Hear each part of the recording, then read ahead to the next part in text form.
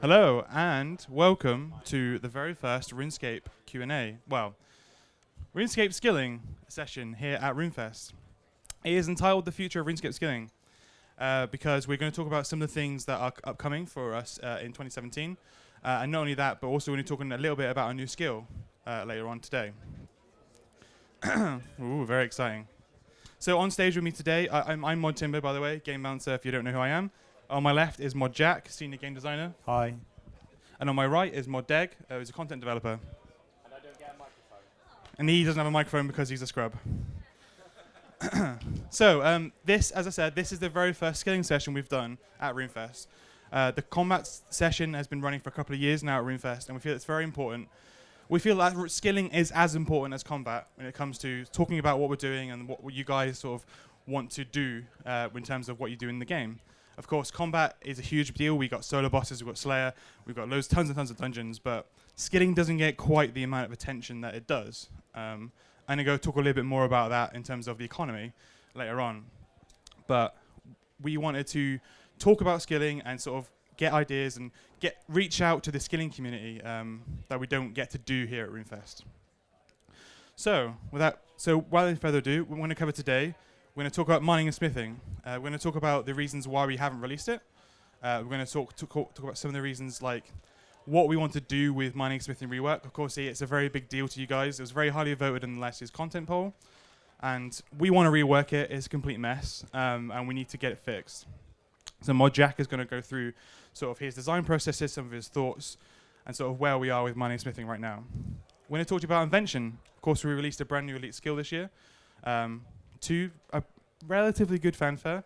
Mod Deg is going to talk about it later, but we've got some new things to announce, some new plans to invention, and so we're just going to run through how our new skill has gone down this year. And then, of course, we have a new skill. It's time to think about the next new skill. Now, we're not going to talk about anything specific today. We are thinking about a brand new skill, but what I want to talk to you today about is sort of like the idea, sort of the process that we come up with for making a brand new skill. So what we do is we sort of end up coming with different sort of themes and ideas and mechanics that we want our skill to do very early on in the brainstorming process. And then we refine that down. What does the game need? What do the players want? What do we want to bring to the game? So, without any further ado, here is Mod Jack to talk about mining and smithing. Hi, everyone. So mining and smithing, I think we can probably all agree, didn't quite go according to plan. It still isn't out. I think you guys probably aren't very happy about that. We're not happy about it either. There's some very strange people saying, this is Jagex's secret plan all along. They didn't want to release it. No, we really, really do want to release it. But I think we can all agree that it would be better for us to take our time and get it right and ship the rework that we all want that makes mining and smithing amazing rather than rushing it out just so we can say we've done it.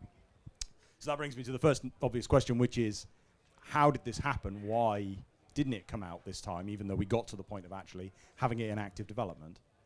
Am I holding this close enough?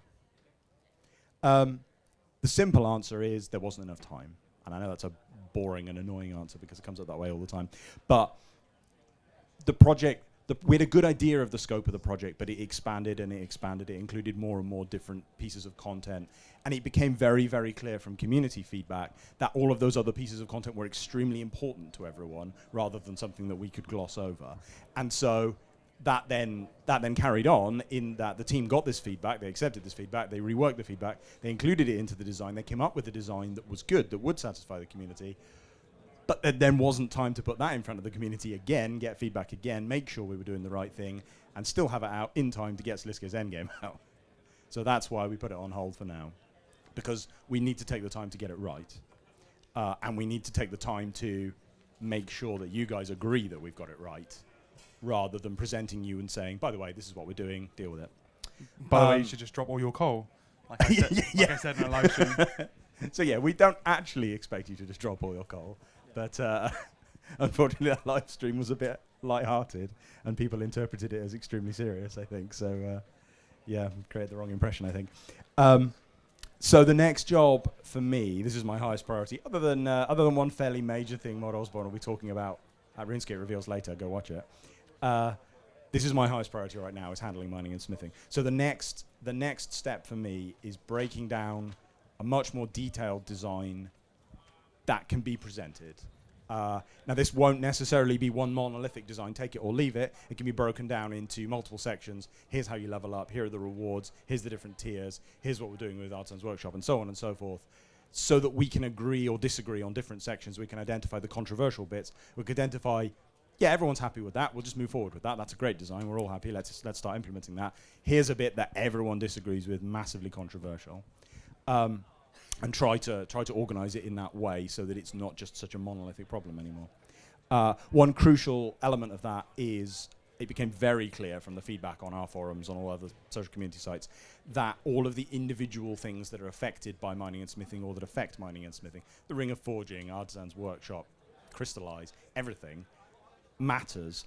And so we're going to produce a concrete plan, maybe a concrete plan, an extremely detailed plan, breaking down all of those components and saying what our plan for them is, to make sure that we know, rather than it being a vague plan.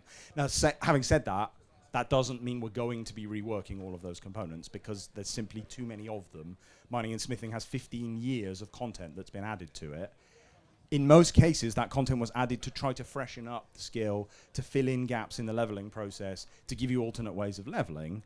And actually, with the rework, a lot of that becomes redundant, because now we've got, ideally, with the reworks done correctly, a complete skill, which is fun and interesting to level, that doesn't have bizarre gaps in it, and that should be fresh and interesting. And so some of this content that was created to solve those problems no longer needs to solve those problems, and so perhaps we let it lapse into redundancy for a while, until such time as we need to rework it again, because we need to keep it fresh again. To give a couple of examples of things, so coal came up as extremely controversial, strangely, I think because everyone wants their Kingdom Miscellanea bank. So just to give a suggestion for what we could do with coal, I'm not keen on keeping coal as a high-level reagent. A lot of people think it should stay for Runite, should stay for the higher tiers. But one idea is that coal is a universal speeding up catalyst for all smithing processes. So you load coal into your forge, or you store it on your character in some way so that you've got access to it.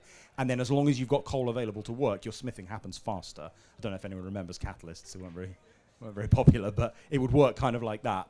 Smithing would be fast. So for most players, I think they would consider coal essential for smithing, because it would be slow otherwise. But if you were really on a budget and you didn't want to, you could smith without it. Crystallize is worth talking about for a moment. I think we all agree that it was never the intention that crystallized granite would be the best way to level mining. It's supposed to be Seren stones, which is why we always say Seren stones, and everyone goes, "What? But it's not Seren stones." So I think probably crystallize won't end up the best skilling method anymore. We do, of course, need to make sure that the quest rewards are worth having still, but probably not best mining rates in the game. And then the final one is Crystal Pick, which is also quite controversial. People didn't want their Crystal Picks taken away.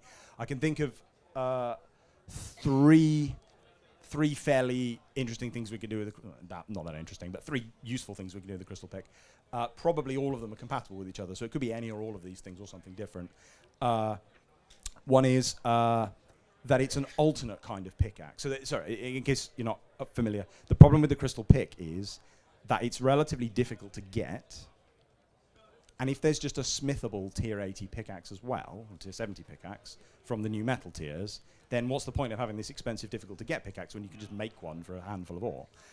So what relevance does the Crystal Pickaxe still have in the economy? So a few answers are, it's better in its tier than the alternatives are.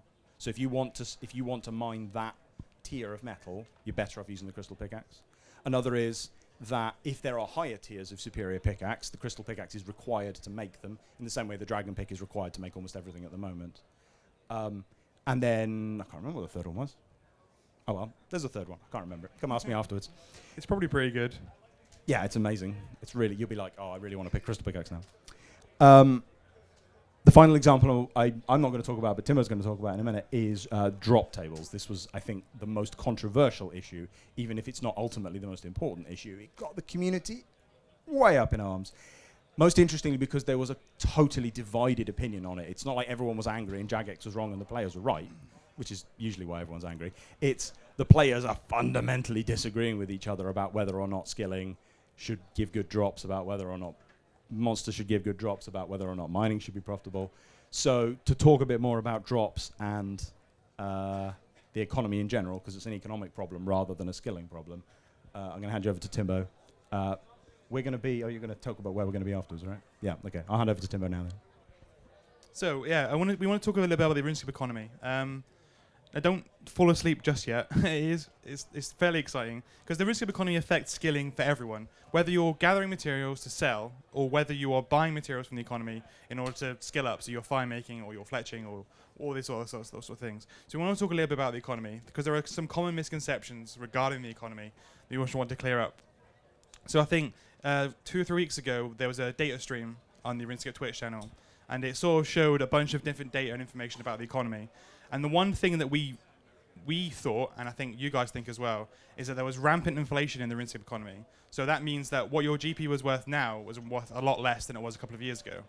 And what we found doing data from the game analytics team was that it just wasn't true. There isn't rampant inflation. The amount of inflation is fairly negligible. I think it's like less than 1%, which is crazy. Like it's crazy low. Like what your GP is worth now is roughly what it was about 3 years ago. So, I mean that to us means that we can do a lot more things with gold. Like alchemy is a bit of a problem, and you don't have that many gold sinks and stuff like that. But I mean, with very little inflation, we can do things like what Jack says. So we can just replace mining smithing drops with gold. Like we could just drop pure gold without really having a dent on the economy at all. We don't have to drop anything else. We don't have to drop more skilling resources. We don't have to devise like different skilling catalysts or like different rewards to replace those drops. We could just drop gold. Now, I know that sounds mental to people. Like, don't get me wrong. Like, as the game balancer, that scares me a little bit still too. But it is an option to us. Like, we don't have to be afraid of dropping raw gold anymore. We still have to maintain the sort of the in and out of RuneScape gold. We track that every single day. We know how much gold is taken out, where it is taken out. We know where the gold comes from, and we know the where and sort of like the breakdown of where it comes from. Spoilers, it's from high alchemy, and the majority of high alchemy items is rune two-handers. So when we do rewrite mining smithing, we might actually end up having less gold come to the economy as a result, because rune two-handers will be worth less. But yeah, I mean, we thought that was very important, and I just want to sort of tell you guys about that. Sort of like the prices of items, of skilling resources, is going up or down purely on supply and demand. Now, of course, one of the big problems is skilling resources from drop tables, and the whole PVM versus skilling problem. In the content poll that was done this year, 79% of you guys said that you skilled, and the vast majority of the community was a skilling community. 29% of you said that you primarily skilled, compared to 18% who did combat. Now, and then that's huge. Like that's a huge amount of the people who want to be skillers, who want to go out there and make money with skilling. They don't want to go do Slayer. They don't want to get more magic logs by like killing QBD. Like they don't want to do that. They want to go chop magic logs. They want to chop magic trees. They want to make sure that their resources is worth that amount of money. So we asked the question in the content poll. We said, do you want skilling to be near as profitable as PVM is? And 60% of people said yes. Like people want to bring skilling and combat much closer together, and that is something that we are absolutely committed to do in 2017. We think while combat does have risks and it has a bit of skill, like killing Telos is a bit more difficult than chopping a tree. We do, yeah, maybe. Depends if you safe spot them or not. We do think that skilling should be as profitable as combat, and that is something that I know that myself and Mod Porky in the Game Analytics team, who's not here, thankfully, are committed to doing in 2017. Like we want to make sure that skilling is profitable, and that like what we did with the Elder Logs, which doesn't drop from anywhere else other than the Elder Trees, make sure that skilling is profitable. So that is basically it for the RuneScape economy. And one other thing that had a huge impact on the economy this year was, of course, invention. Invention took a hell of a lot of items out of the game. Things like old items like barrow sets and God Wars 1 armor is now worth a hell of a lot more than it used to, thanks to invention. And to talk more about invention, nice segue, here is Mod Deg. Oh, I do get a speaking part. That's nice. Hey guys. So, as Montimo said, this year we released our first elite skill. That's invention, by the way. And yeah, there's a major spoiler there for the end of RuneScape. Well, it did come out to a bit of a rocky start, you could say. The leveling process on release didn't quite match the fantasy. I wanted to be creating and discovering new useful devices and customizing my gear and tools to be uniquely mine, and instead I went to my bank, I disassembled my bank, and then I used explosive components to make gizmos. On release, it was also too complicated. It's hard to learn how to get into the skill, how to get the best stuff out of the skill. And we'd had these grand plans of releasing Invention in batches. And there's another point after that. But it led to, I remember it now, but it led to the initial release feeling a little bit incomplete, particularly without the ability to augment my tools immediately. It felt kind of like a combat update.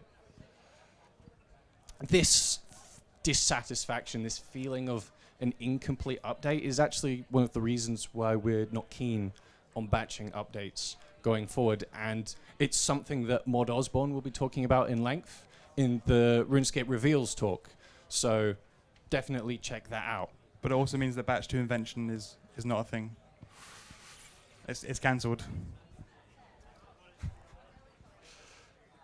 Since the initial release, we've redone the leveling process for Invention. We have gotten it closer to that fantasy of discovery that we were hoping for, of customization. We've rebalanced the perks with an eye to making there be more meaningful choices, more viable options when I'm customizing my combat equipment. And that's introduced more diversity into the choices I make before I go into a fight. I could, if I had a lot of money, create different armor sets for specific encounters. I could have my Venom Blood chestplate for Grigorovic, for example. We've also introduced more diversity into skilling from it. I no longer just take the best pickaxe that I can afford. There's the same as your pickaxe, the same as your pickaxe. I now have an augmented pickaxe that does something slightly differently to the base one, to everyone else's. In the future, we're going to continue to release pieces of Invention content as rewards from things like Nomad's Elegy and the God Wars Dungeon 2 reputations. We're going to be bringing more perks and devices from them, and there's the potential to even start doing tech trees as rewards. Imagine if you unlocked Majorat tech tree and used it to harness the raw primal power of Frenescape to unlock devastating effects. Right now, we're developing new augmentable tools. You'll be able to augment your tinderbox, augment your smithing hammer, so that you can have the same customization over your artisan skills that you do over your gathering ones at the moment. As for elite skills as an idea in general, it's great that Invention feels like an evolution of the skills it requires. It completes divination. It gives energies use in the game that they've really needed. And because it has requirements on it, we don't have to teach it to new players straight off of Ashdale. We can require some specific game knowledge. It can be a little bit more complicated, not as complicated in the future as Invention was, but they don't have to be so straightforward as mining. Because of this, we feel confident in saying that we're gonna be releasing new elite skills in the future. It may not be the next one, but they're certainly gonna be turning up again down the line. Now, more Timbo, what might the next skill sort of look like? So yeah, we want to talk to you a little bit about the next skill. Now, of course, as I said earlier, there is nothing concrete right now.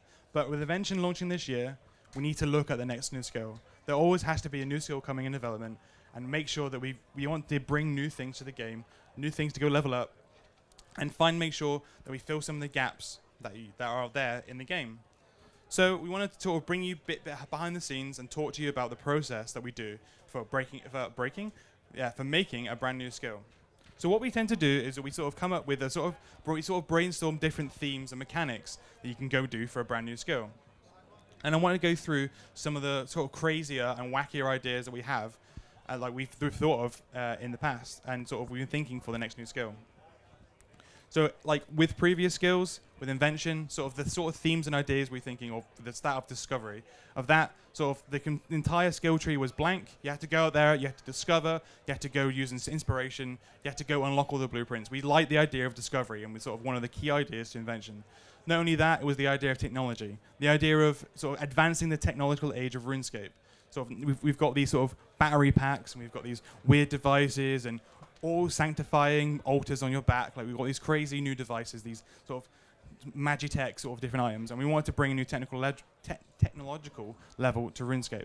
So that was the sort of themes behind Invention. Other skills, sort of dungeoneering, is all about adventuring. It's all about going out there and using all of your other skills and sort of having like every floor is like a little mini quest. Sort of you get in, you sort of gear yourself up, you go do a bit of skilling, you get your armor, you get your gear, and then you go fight the boss. That is like you do some puzzles along the way, perhaps. It's like a little mini RuneScape quest. That was one of the original thing was the idea of adventuring. We want to go players there and adventure. Construction, the idea of ownership, the idea that players can go out there and own a bit of their own land, go and make their own things, and go make like sort of their own items inside their own house. Like that was the key drive behind construction, was this idea of ownership. So I'm gonna sort of come with 4 different themes that I've got some ideas for, and we've talked about very recently. And the first one is this idea of restoration.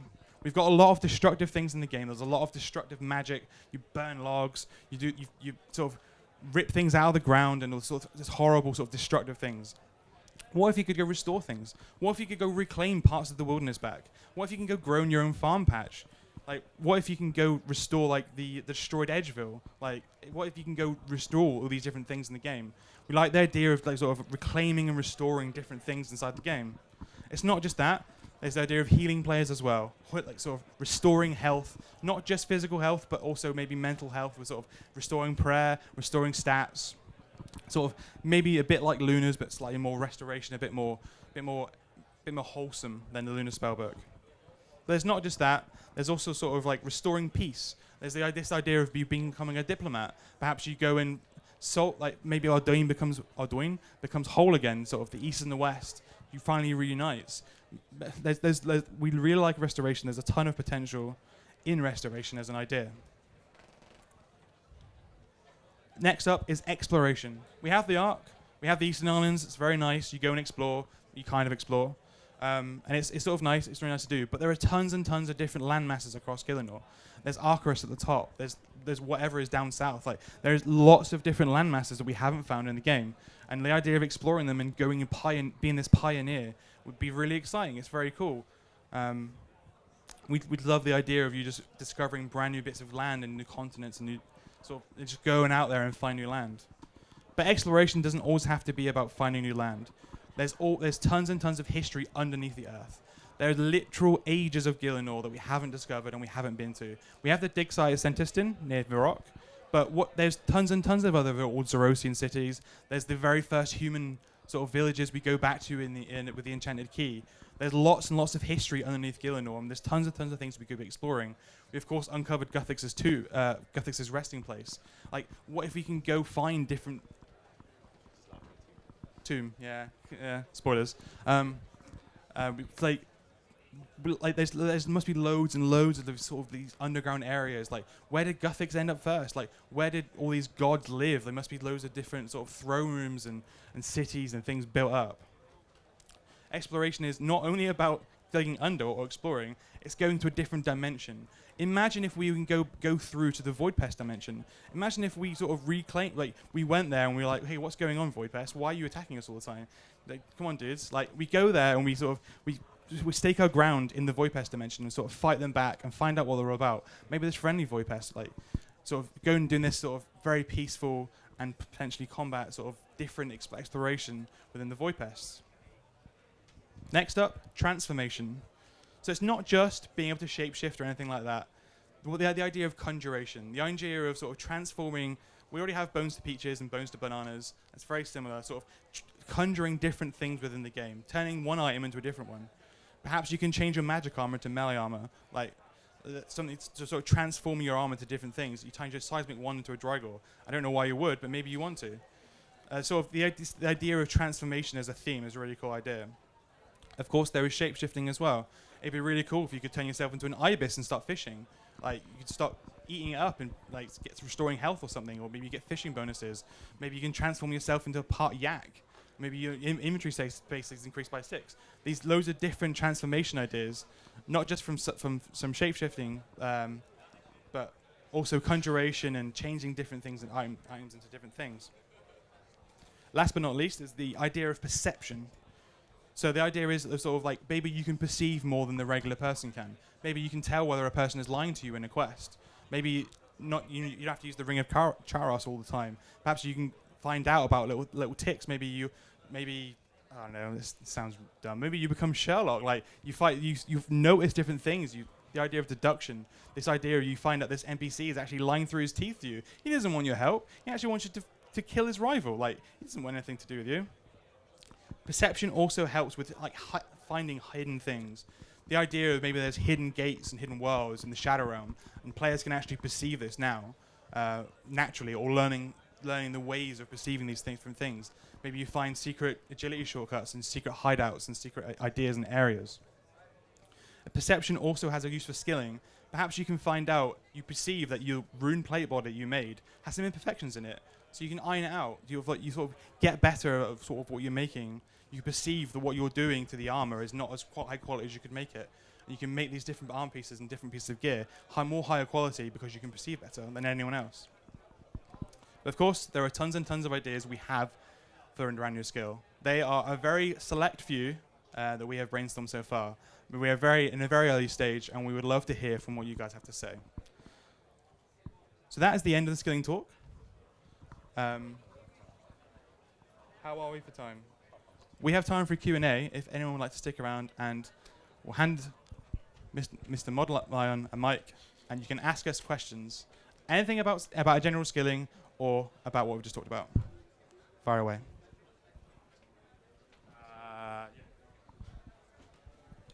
So I heard a while back about an agility update or a rework.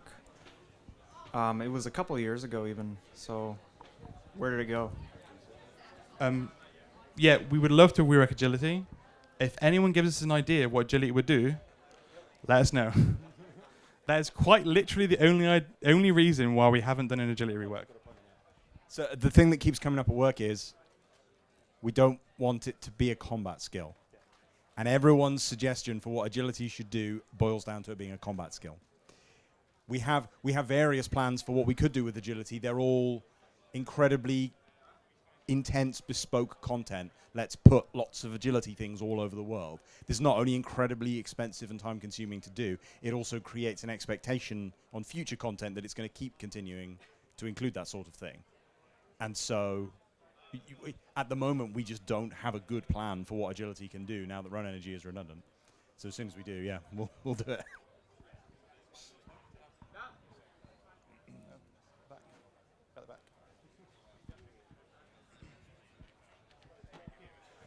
When are you finally going to do the construction rewrite? So I think everyone's seen Mod Doctor's preview on the summer thingy we did a while back. Summer Summit, that's what it's called. We would love to do a construction update, but the sheer amount of development work that would be required to do that is crazy. Like, we would want to rework the old models. We need to rework sort of how.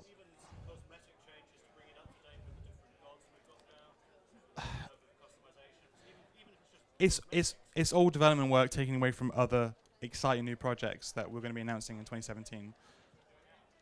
I mean, if you guys tell us that is what you want, then we will do it. That's absolutely how this relationship works. But so far, it's just not big enough. Of the reworks, mining and smithing came out most popular, so we're trying to get that one done first. And as you can see, it's not going 100% swimmingly. So once mining and smithing's done, depending on how well it does, depending on how good a job we do, we'll start to look at other skill works, I think. But I think it's going to be mining and smithing first.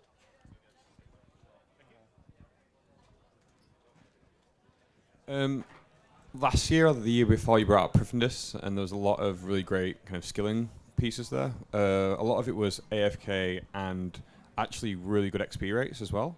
How do you balance the desires of people to want to play the game but just not be at the PC with giving them a boatload of XP or giving them items, if that question made sense at all?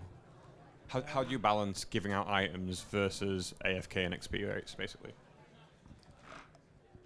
So I think we always want to reward sort of lean forward gameplay, what we sort of say you have to pay attention to what you're doing at the time. And I don't think there's anything in Prifdinus that is actually the best thing to do for a skill. Someone's going to tell me I'm wrong. But I think everything in Prifdinus is AFK, but not perhaps the perfect thing. Crystallized granite is best for mining. The agility probably is actually the best. Spoilers. But for thieving, there's better with Crystal Mask. So we like AFK gameplay because players get to engage with it and talk to their friends and enjoy sort of other content while they're doing it. But we do balance it. We try to balance it so that it is not quite as good as lean forward gameplay. But with Prifdinus, it had very high requirements. It had a high lot of hype attached to it as well. That bounces into the factoring. So Prifdinus was always supposed to be a good AFK method, but we will be looking to release more and more sort of more intense methods that will reward you for looking at the game and sort of interacting with it more often.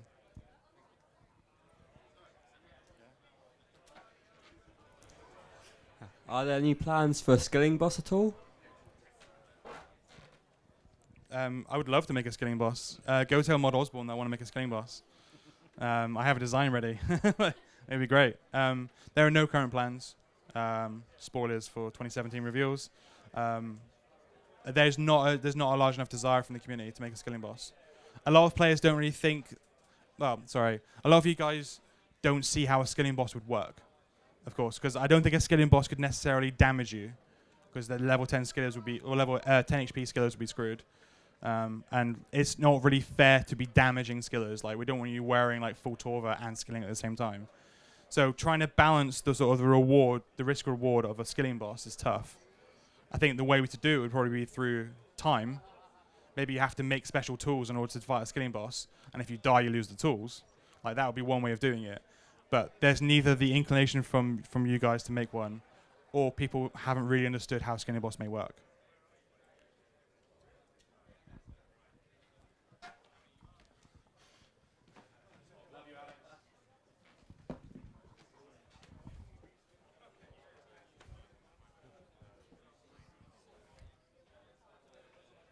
Can you hear me? Okay. Can we have more perk customizations for weapons? Like having 6 perks on one weapon, but you can only choose 2 for that, for that session. So you don't have to buy maybe 2 Nox size for 2 different situations, but like it's more customization, and it got out of. You and I have seen the same Reddit post. Yep. So the Combat Council has seen that post. I think we've discussed it between us. We like that idea. There are technical reasons why we can't implement it exactly as presented there. But we do like the idea of, with a high-level invention or with a high-level piece of equipment that you've gone past 10 with, you've clearly decided, I'm keeping this isn't for disassembly or throwing on the floor. having some way of hot swapping gizmos or something else, some way of, making that investment in sticking to that piece of equipment more rewarding. So yeah, not exactly as shown in that lovely mock-up, but something along those lines would be something that we might look to introduce.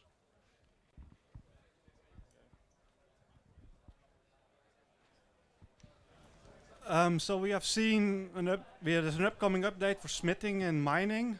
Can we see a similar update for crafting and fletching as well? I think we would expect to not leave crafting weirdly broken once mining and smithing is working correctly. The timescale of that I don't know. I think crafting is a bit weirder than smithing in the sense that there's so much in crafting. There's so many different random little things. It's not as a skill. It doesn't quite have a focus in the way that smithing does. And so I think in a way a crafting rework is conceptually more complicated because we sort of have to answer the question in the first place: what is crafting for? Yeah. For example, so we at the moment crafting isn't really an armor creating skill in the same way that smithing has been treated as. It probably should be, but it's got a weird mixture of stuff in it. And so one of the first things we probably have to do is strip all the weird stuff out, at which point it would lose a lot of its flavor and character as a skill as well. So, sorry, that's not to say no at all. Just it's kind of a more complicated problem than smithing, I think. But again, it's very much dependent on mining and smithing first. Oh.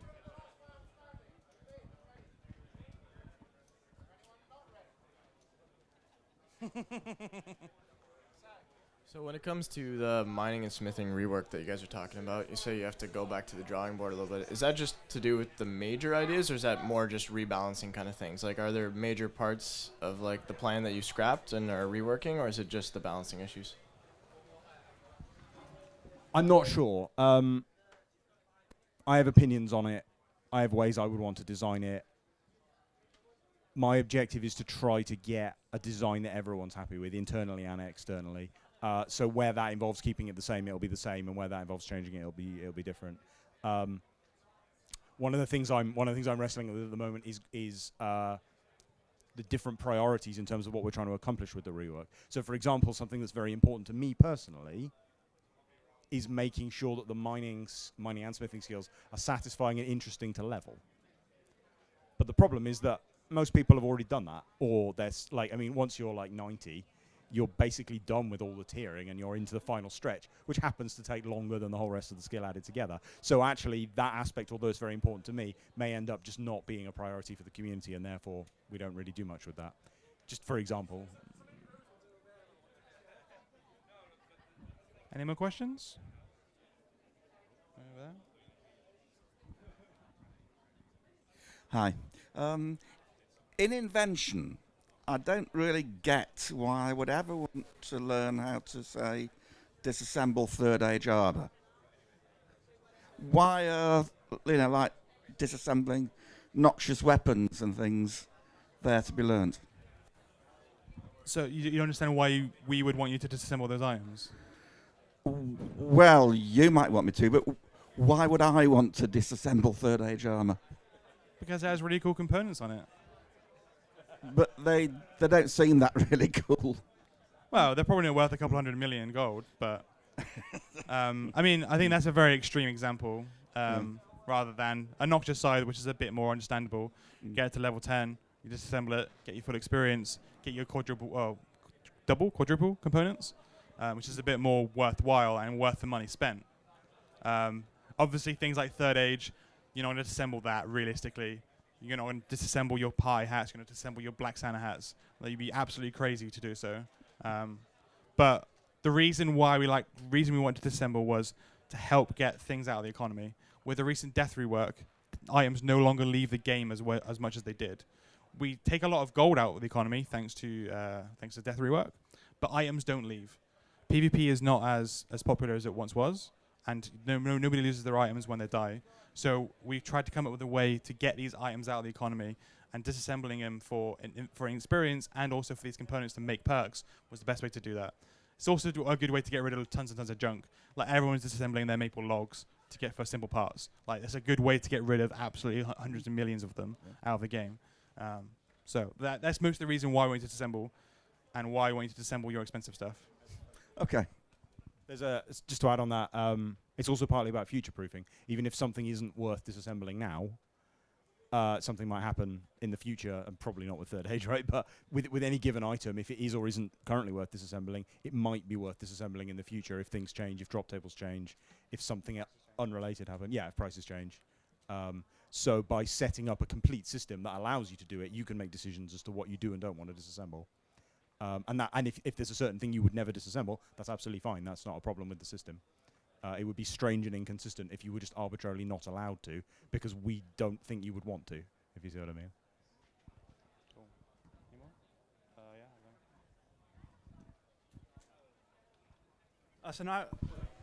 more? As an Iron Man, one of the biggest problems with inventions for me is gathering defined charges.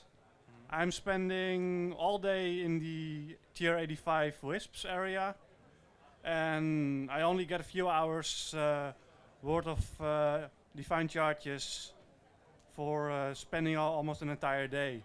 So will there be an alternative way for me to get defined energy in a better way?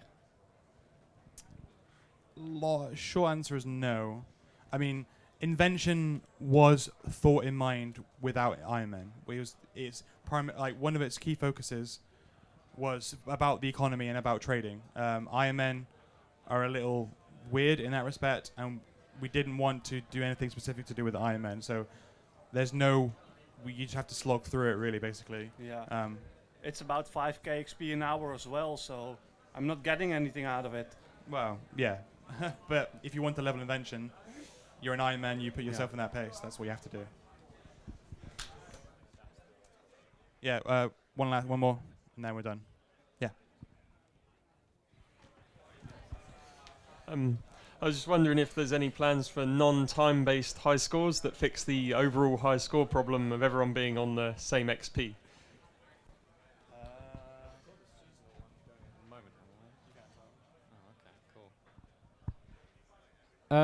I mean, we could look at doing seasonal XP high scores. We've got the summer one going at the moment, I think. Oh, it's finished. We had the summer one going. Oh, sorry, non-time based. Yeah, we could do it. Yeah, it's a cool idea. Thanks. We'll take that back on Monday, basically. That's it for questions. Yeah, we've got to wrap up. We will be outside the tent to come talk to you straight after the session. Myself and Mod Jack will be at the fishing skill station at 3 p.m. if you want to talk to us about skills. Thank you very much for coming.